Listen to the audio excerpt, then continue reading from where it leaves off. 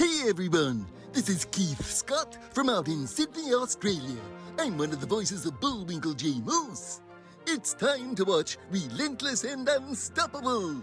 And so give it up for your main hosts, Douglas Kenny and Andy McPhee. Hey everybody, this is Doug Kenny and welcome to Relentless and Unstoppable. We have another amazing guest coming on the channel today, so please hit like and subscribe. And after this episode, please stay tuned to the RNU channel for more amazing guests. Let's get this on! Hey everybody, how you doing? Just a quick little share of why I started Relentless and Unstoppable. It was for one very simple reason, because of Doug Kenny. Nothing to do with me at all, zero. I was just coaching Doug, and he took on the coaching and mentoring, and he made all the changes. He took all the suggestions from his parents as well as my coaching, but it was all about Doug, his breakthrough and his weight loss, his willingness to accept that he is dealing with high functioning autism and other issues, but he's never quit, he's never given up. So we did one interview with him to share his story, and then we decided to start interviewing other people. And Doug has now taken over the whole channel, and he does all the interviews, he runs everything. He's just an amazing young man. So RNU was born from simply what an amazing young man Doug is, and his story needed to be shared.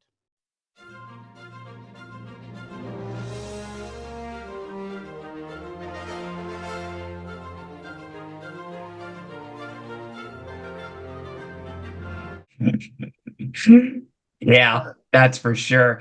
What was it like filming the final battle between Dementor and Turbo Man? Okay, so that scene, the parade, was scheduled for 19 days of first unit shooting, and we did it in 19 days, and that is hard. Once again, there's so many pieces.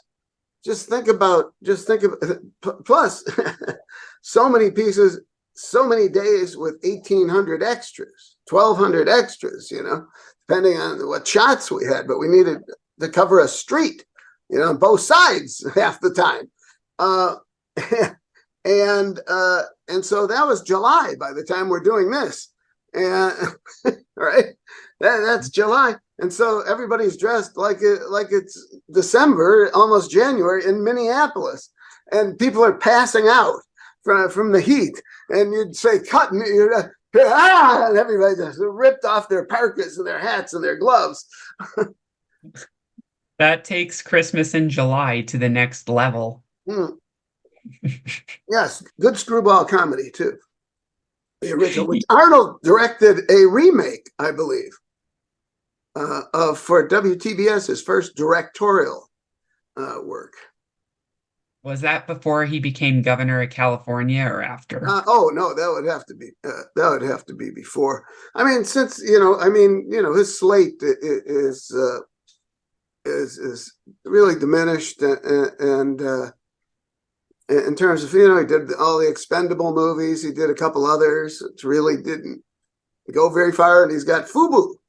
Right, his first streaming series, and so that's a lot of fun, and I'm sure he's having fun still, because now if you're not doing it, going from movie to movie to movie, like he really was, he ended up,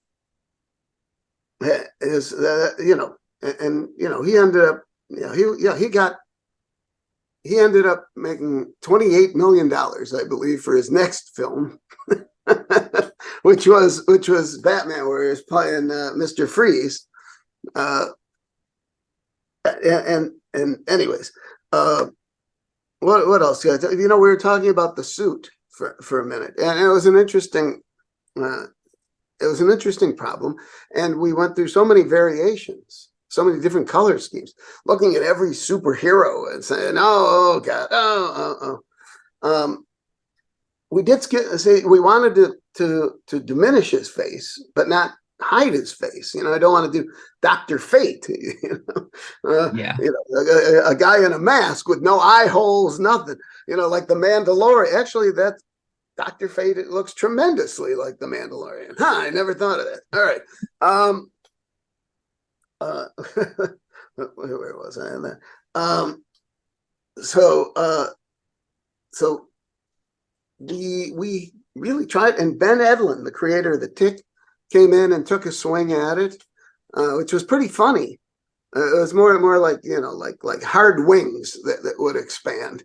But finally we went with this, and I'm glad. And so making the costume, it's really kind of a combination of techniques, in that we really didn't take a full advantage of what I call the new Batman suit, the molded foam. It is partially molded foam. However, a lot of it, for simplicity and ease of movement. For instance, the sleeves are like leggings. I don't know how else you'd describe it. And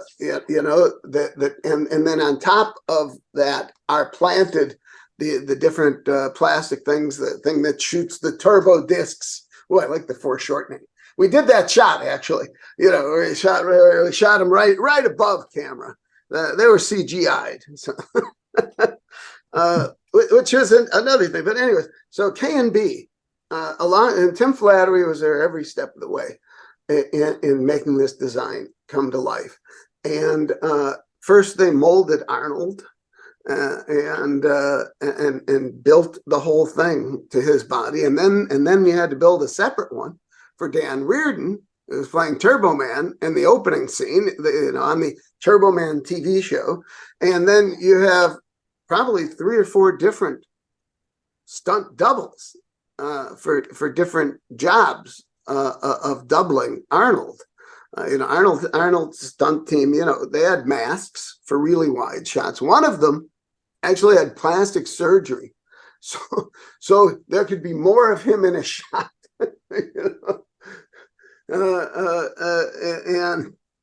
And that worked for a while, I guess. But so there's not just one Turbo Man. So that's why when I see them popping up in restaurants and private collections, I have to remember that there wasn't just one. And even for Arnold, we probably had 3 of them, because God knows, how hard it is to screw these things up. But it took a long time. It took a long time to design. It took a long time to build it. Took a long time to put on and take off. And during lunch, he'd want to take it off, right? And then you got to put it back on. So, being a movie star isn't so glamorous. Yeah, how long did it take to film the movie? It was 84 days first unit, I think maybe 40-something second unit. Steve Boyum, who's now a very well-known director in his own right, did that. A lot of aerial work, all kinds of stuff, stuff I'd never done before. But a tremendous amount of second unit, just inserts and parade stuff.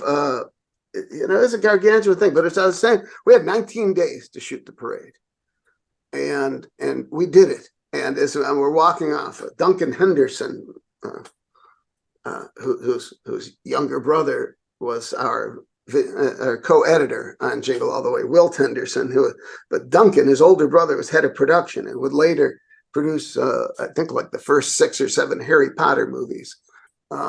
He was the ranking production executive at 20th Century Fox, and we're leaving the set, and he turns to his buddy and he says, "Well, I never thought we'd get out of there on time." It was daunting. It was daunting. Just think about the crowds and the flying rigs, and the booster costume, and all the rope work and stuff to get the Mentor to the thing, and the demon team popping out, and all the whole misguided flight, and then the finale. How do you think we filmed that with Jake Lloyd hanging from the overturned Christmas tree over the street 5 stories above Minneapolis? How do you think we did that? Scaffolding? Damn, you're good. That is exactly what we did. He was actually hanging 5 stories above, but he was 18 inches off the floor.